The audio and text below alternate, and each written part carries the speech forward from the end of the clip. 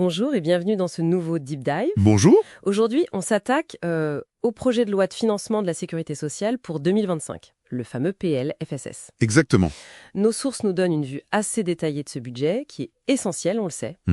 Notre mission, déchiffrer ensemble les chiffres clés, les choix difficiles aussi, Oui, les arbitrages. et puis les mesures qui vont impacter notre protection sociale l'an prochain. C'est ça.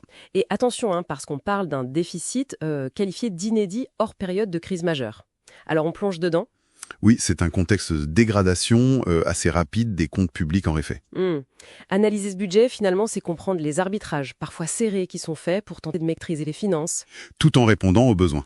Tout en répondant à des besoins sociaux qui sont criants, oui. Bon, commençons par les chiffres, ceux qui interpellent. Allons-y. Plus de 666 milliards d'euros de dépenses prévues. C'est énorme. Et en face, environ 644 milliards de recettes. Seulement, pourrait-on dire. Voilà. Résultat, un déficit estimé à 22,1 milliards d'euros pour 2025. 22,1 milliards. C'est presque 4 milliards de plus qu'en 2024.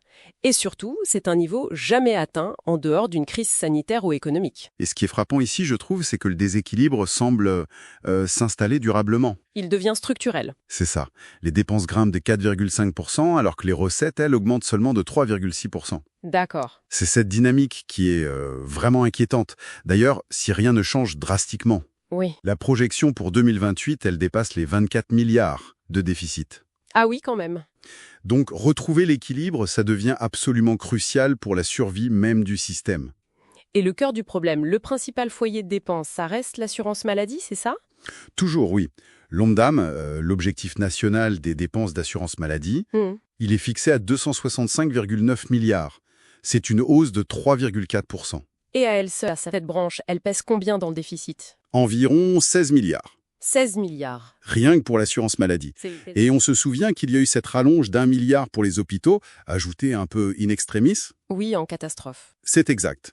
Et au cœur de la branche maladie, on retrouve les pressions habituelles, le vieillissement, les maladies chroniques et puis le coût de l'innovation médicale. Bien sûr. La branche retraite, elle, avec ses 304 milliards de dépenses, elle affiche un déficit plus contenu. D'accord. Autour de 5 à 6 milliards, même après la réforme de 2023. Malgré la réforme. Oui.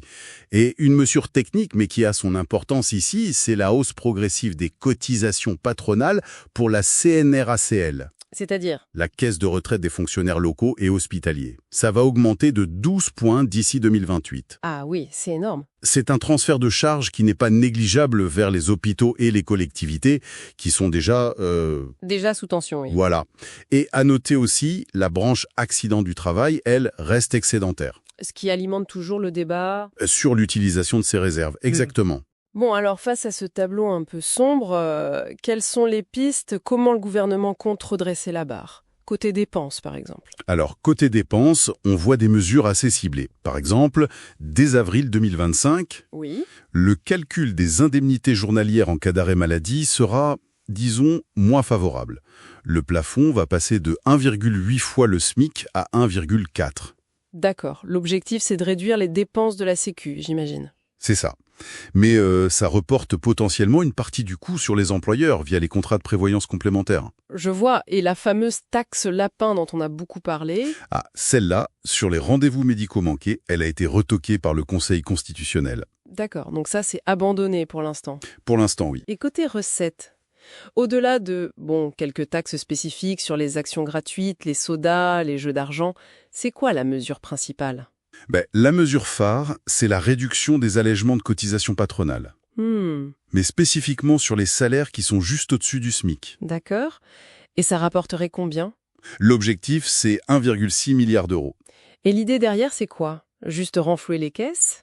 Officiellement, l'objectif est double. Renflouer les caisses, oui, mais aussi inciter les entreprises à augmenter les salaires pour sortir de ce qu'on appelle la trappe à bas salaire. D'accord. Mais il y a un risque caché, non? Oui, l'impact potentiel, c'est que ça pourrait freiner l'embauche dans certains secteurs. Lesquels, par exemple? On pense à la restauration, aux services, tous ceux qui dépendent beaucoup du SMIC. Oui, mais ce budget, ce n'est pas que de la rigueur, que des coupes ou des hausses. Il y a aussi des investissements prévus. Oui, heureusement. Notamment en prévention, j'ai l'impression qu'on sent une volonté d'agir un peu en amont. Oui, tout à fait. Il y a un effort notable sur ce front. On peut penser par exemple aux examens bucco-dentaires annuels, Qui deviennent gratuits. gratuits pour les 3-24 ans, ou la généralisation du vaccin contre le HPV en classe de 5e. Ah oui, c'est important ça. Très. Et la consultation chez le médecin traitant qui passe à 30 €. D'accord. Ce sont des paris sur l'avenir en fait. Exactement. L'idée, c'est de réduire les coûts de santé, mais à long terme. Et il n'y a pas que la prévention. Non, il y a aussi un soutien qui est affirmé à l'autonomie. On a un fonds d'urgence de 300 millions pour les EHPD en difficulté. Ce qui est nécessaire. Très nécessaire. Et 200 millions de plus pour aider les départements à financer l'APA, donc l'aide pour les personnes âgées, et la PCH pour le handicap. Et puis 2 autres domaines aussi mis en avant. Oui, des moyens supplémentaires pour la santé mentale qui est déclaré grande cause 2025. Mhm. Et un plan assez ambitieux pour les soins palliatifs. 100 millions dès 2025, mais c'est le début d'un plan d'1 milliard sur 10 ans. D'accord.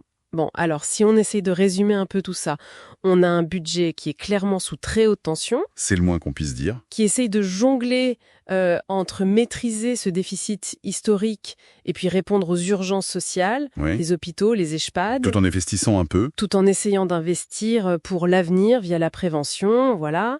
Et tout ça avec des ajustements techniques ciblés qui touchent les entreprises, les salariés. Mais sans révolution fiscale majeure. C'est ça. À de hausses générales d'impôts annoncées. Non. Mais l'équilibre reste très précaire. L'ampleur du déficit structurel, surtout celui de l'assurance maladie, elle interroge quand même sur la capacité des mesures actuelles à vraiment inverser la tendance profonde. Est-ce que ça va suffire ? C'est la question. On voit beaucoup de transferts de charges ou des mesures dont l'efficacité économique réelle, elle, est débattue. Comme sur les allègements de cotisations. Par exemple.